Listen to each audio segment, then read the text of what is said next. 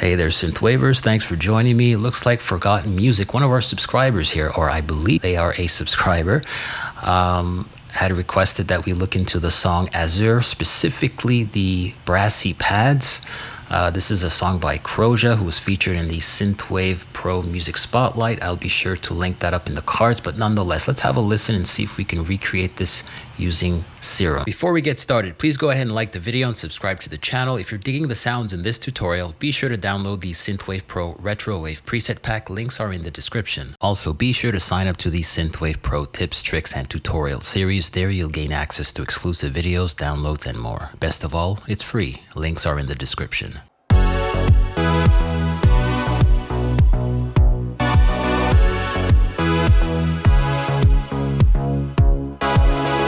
All right, sounds really nice. Really love this song. So let's go ahead and recreate this pad sound.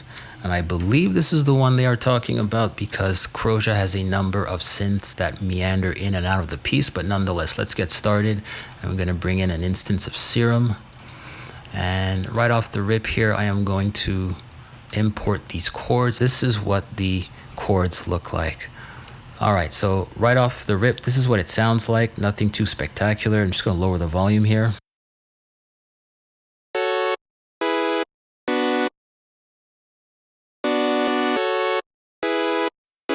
So I'd like to use a waveform that comes as close as possible to the original sound. So I think I hear a little bit of unison here. Maybe not that much. Let's scale this back so they kind of sound a bit more uniform and, you know, blend them together. So I'm going to set it to about 83. Activate the filter. We don't need all that top end here.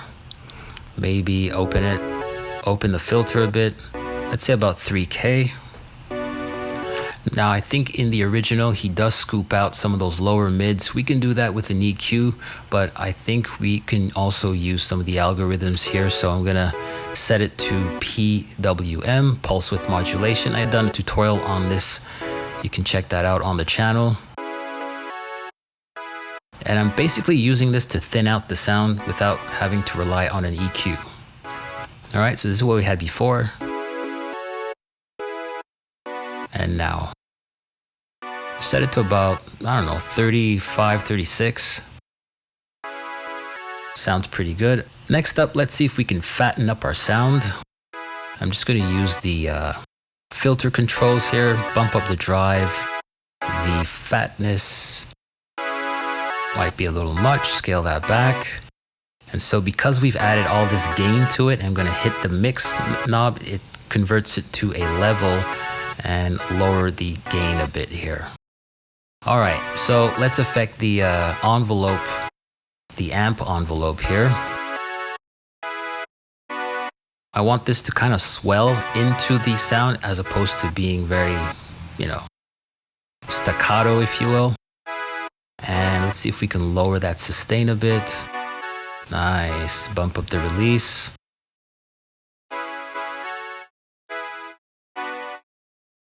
We can adjust the sustain.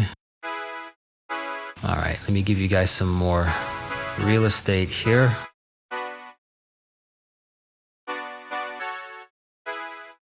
So find that when the attack is set this way, one way to sort of reintroduce some meat into the sound is to bump up the hold control. I like to see it as the control that takes place in between the attack and the decay.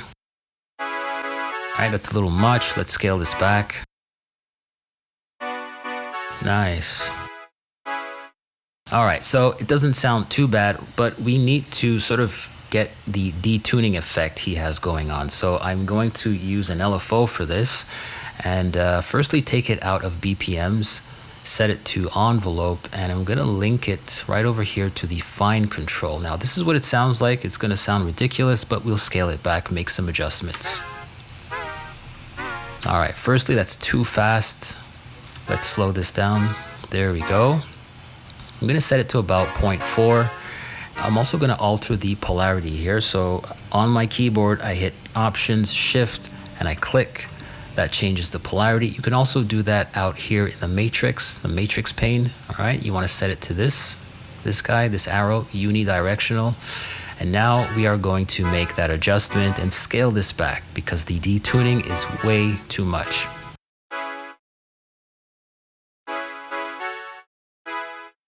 I'm gonna leave it at about 22 and alter the shape of the LFO. There we go. So now we should hear that sort of rise and fall.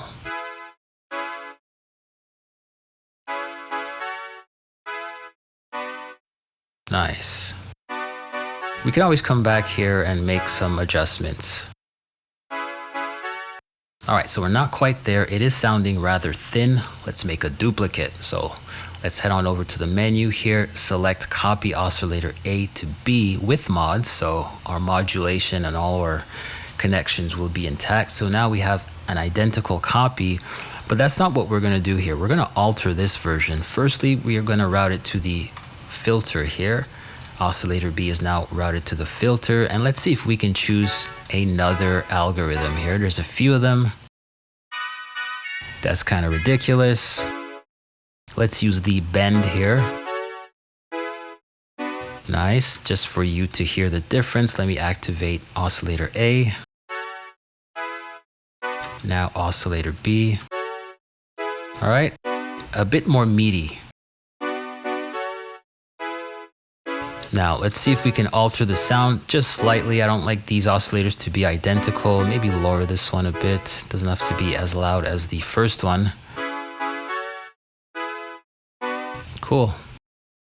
All right, still got our work cut out for us.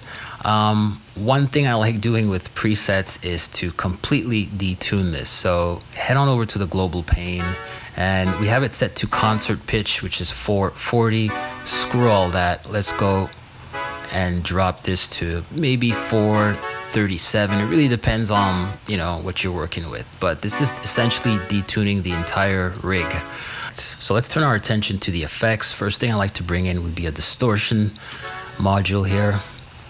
Now I'm gonna drive this until we hear it.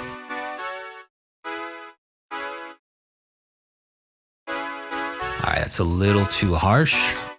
And let's see if we can find some other distortion.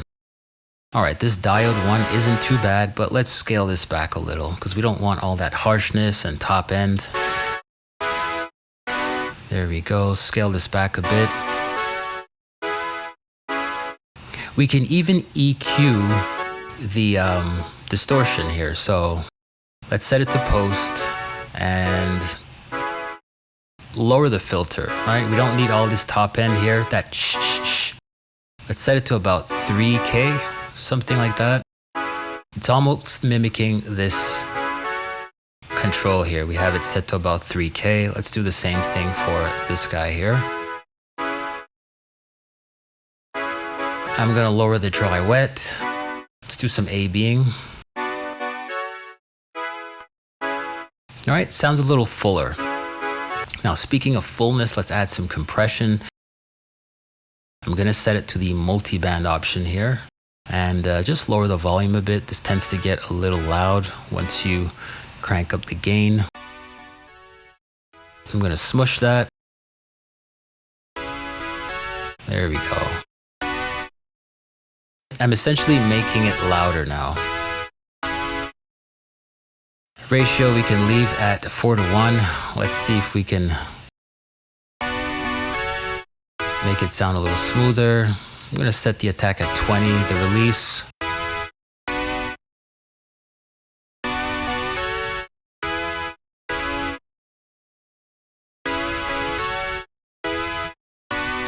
Yeah, the release I'm gonna leave at about 90.2.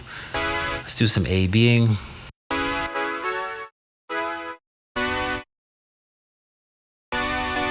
All right, so one of the things I'm hearing is that we are introducing a lot of top end and we also have some rumble, right? So we're gonna have to do some EQing a bit later, but first let's add some reverb. Should we do a plate or a hall?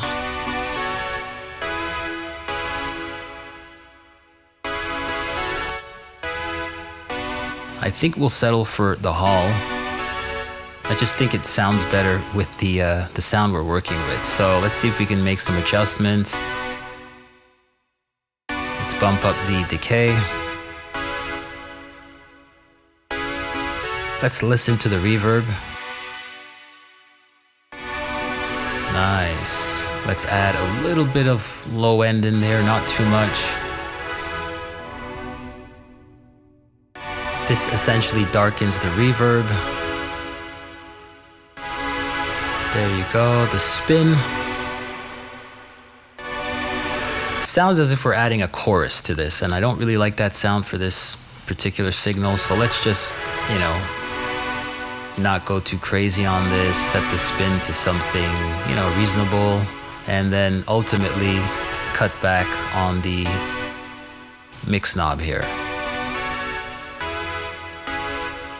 So another thing I want to do is attach envelope 1 to the mix knob of our reverb here.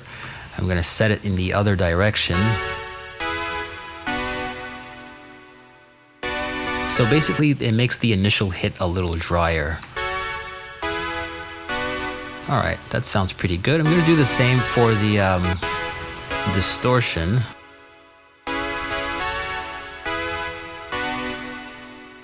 You can do this to taste. You don't have to follow my exact values here. Right, so we're halfway there. Watch the rest of the video on the Synthwave Pro tips, tricks, and tutorial series. That's where we'll dial in the sound and you'll be able to download the MIDI file. Best of all, it's free. Links are in the description.